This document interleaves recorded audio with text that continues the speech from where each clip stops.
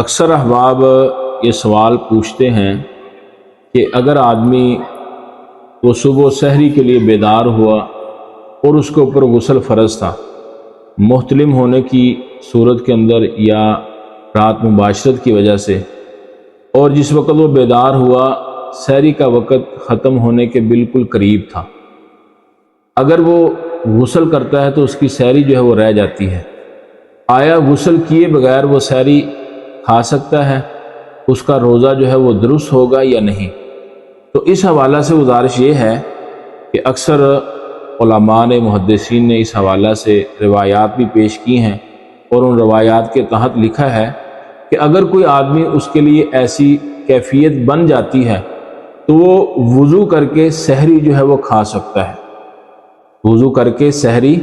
کھا سکتا ہے۔ جس وقت وضو کر کے وہ سحری کھائے گا اور سحری کھانے کے بعد نماز فجر ادا کرنے سے پہلے وہ غسل کر لے تو انشاءاللہ اس کا روزہ جو ہے وہ درست ہے، اس میں کسی قسم کی کوئی قباحت نہیں ہے۔ سحری کھانے کے بعد، سحری اس نے روزے کی نیت سے کھائی، اس کے بعد غسل کر لیا، اس کا روزہ جو ہے وہ درست بھی ہے، اور انشاءاللہ اس کا روزہ اس کا آغاز بھی ہو گیا۔ اور اسی طرح ایسا نہیں ہوگا کہ ایک آدمی اس نے سحری کھا لی، سحری کھانے کے بعد پھر سو گیا اور سویا رہا، پھر اپنی مرضی کے ساتھ اٹھا، وہ 2 بجے 3 بجے یا شام کو جا کے عصر کے وقت اٹھا، پھر اٹھ کے اس نے غسل کیا، تو پھر وہ کہے کہ میں نے جو صبح سحری کھائی تھی میرا روزہ ہے، تو یہ طریقہ درست نہیں ہے۔